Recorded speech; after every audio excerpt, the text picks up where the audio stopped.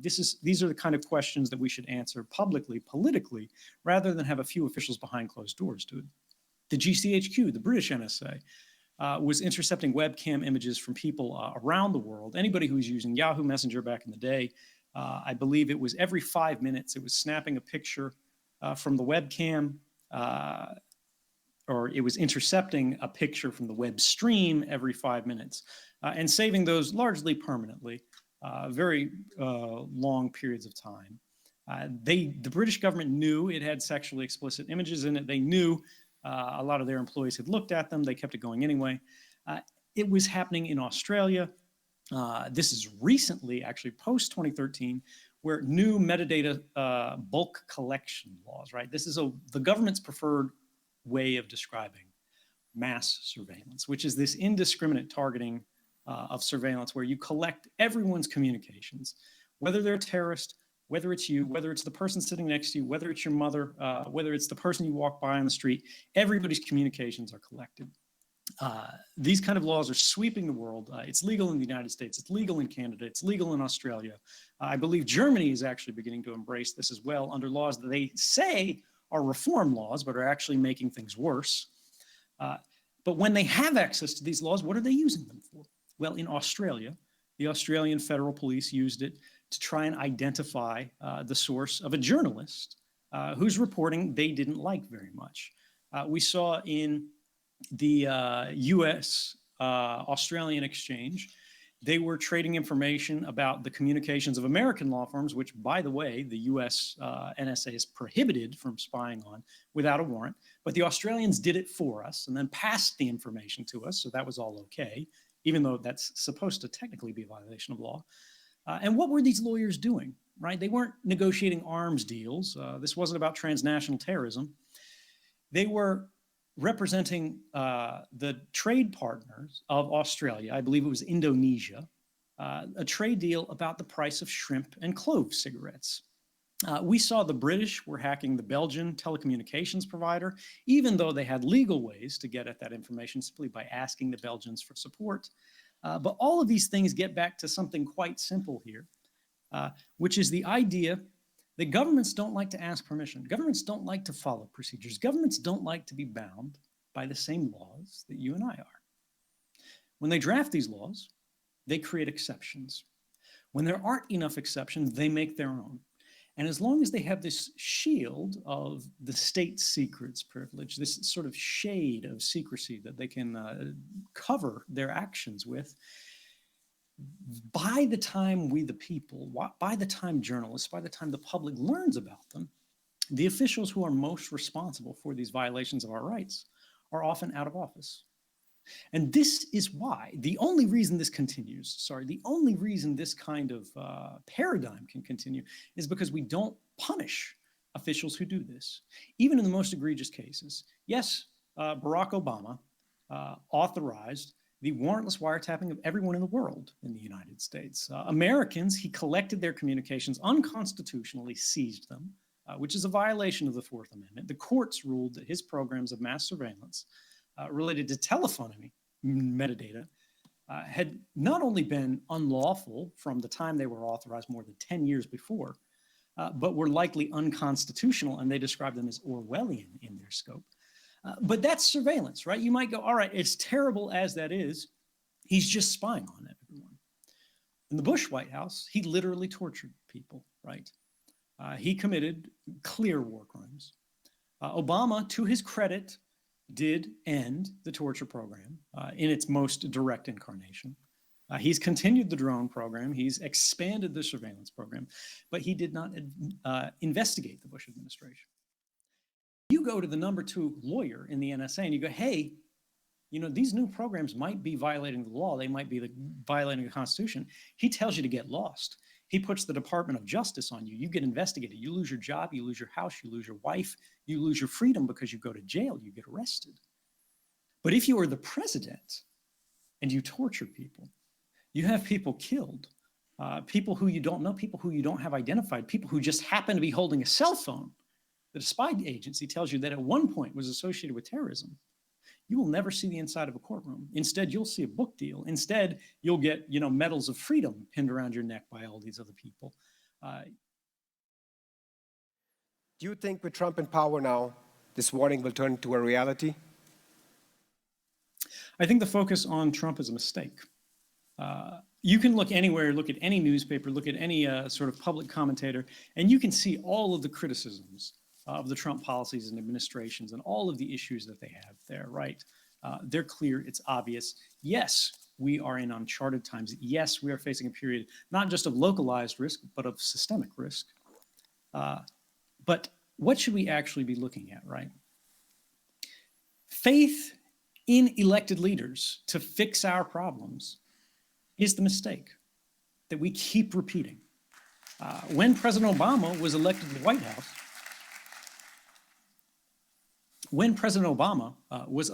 White House, he said all of the right things, right?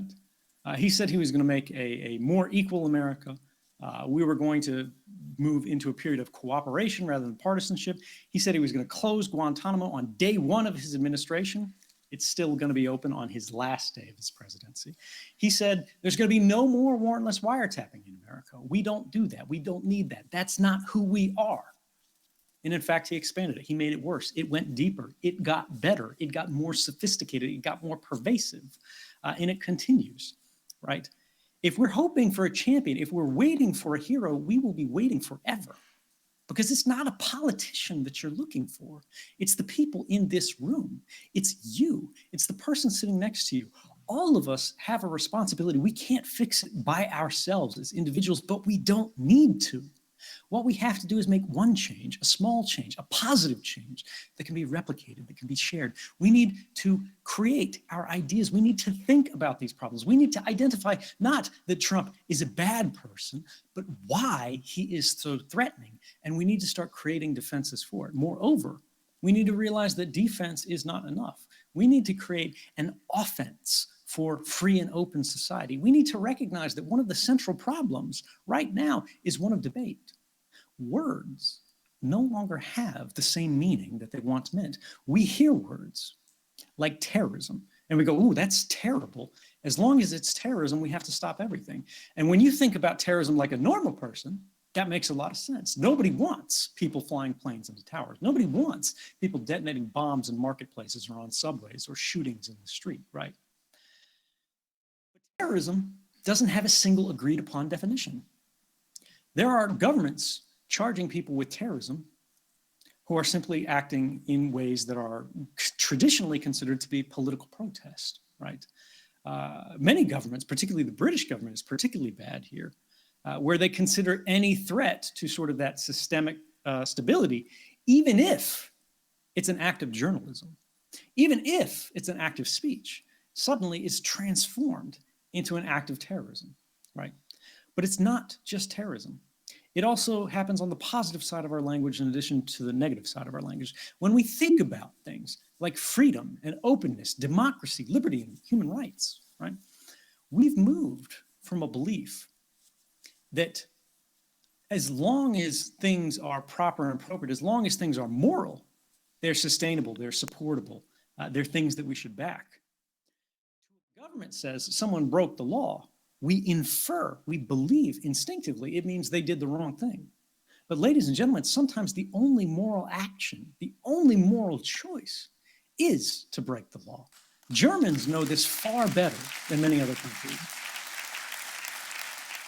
protect the rights of anyone, we have to be able to protect the rights of everyone. And this gets back to thinking about, well, why do we have rights? What are we protecting? What are we trying to create? What are we envisioning? Where are we trying to go? And I would argue this is the idea of liberty. But if you ask people, ask the person next to you what liberty means to them, right? They might not be able to articulate it very clearly. Everybody will have a different answer, right? And we need to think again about what liberty means today.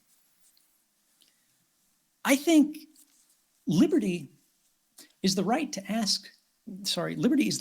act without permission. It's the ability to take a choice without worrying what it's going to look like in some government databases, without having to worry about what some government bureaucrat is going to do. Are they going to be upset? Are they going to retaliate? Are they going to do something that will impact your rights, your freedoms, right? Liberty is being able to live day to day, moment to moment, in an instant, from your own head, from your own self, from your own community, thinking about your family, rather than thinking about structures that owe you no loyalty, that see you as more of a potential threat than a potential ally, right? The number of times people have to ask permission to do things, the times people have to register to do things, the times that people have to worry that government officials are going to be trawling through their web history. They're going to be looking at the records of who was in this room right now, because I hate to tell you, ladies and gentlemen, if you have a cell phone on you right now, you've left a permanent record of being at this talk. Not that it's going to get you thrown in jail, but that it's discoverable. And an intelligence agent who might be sitting like me in Hawaii, or sitting in Darmstadt or Ramstein or one of these other areas, Bad Aibling, could look at these and make inferences about who you are, about what you believe, about what you're likely to do. Time you pick up the phone to call someone you love, to talk to a friend, to share an idea, to just tell someone about what was happening in your day, that you need to think, what's this going to look like? That is many things, ladies and gentlemen, but I would argue that that is fundamentally illiberal. It is fundamentally unfree, and it is fundamentally unjust, and it should change. How we live, when we look at the choices we have, you ask me, how do I live every day? I wake up in the morning and I smile, glad for the decisions that I took before. Yes, they cost a lot, right? Yes, they were not enough. Yes, we got new reforms, but they don't make a dent in the level of injustice that we see sort of surging around the world, across borders, in every place, in every region right now. But I have an idea of what I can do next. And I would ask you, turn that question around on yourself. I don't mean this as a criticism. I mean this as an opportunity. And think, how are you living your life? When you wake up in the morning, you think about going to work, right? You think about what you've got to do, your obligations to your family, having to go to the grocery store, whatever, what shows are on tonight. This is normal human life. Nobody looks down on you for this. Nobody should look down on you for this. But think about the opportunities that you have, right? Because there are no heroes. Nobody's going to save you, right? There are only heroic actions. There are only heroic choices. There are only people who moment by moment see bad things and recognize, maybe I can do something. Maybe I can't fix everything, but maybe I can make progress. Maybe I can make things better. Maybe I am the one that I'm waiting for. And as soon as you start thinking like that, you'll realize that you are.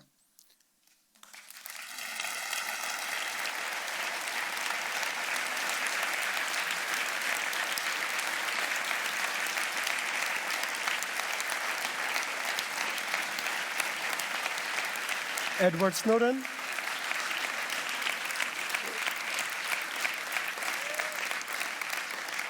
Edward Snowden, human rights advocate, activist, and whistleblower, thank you so much for joining us today.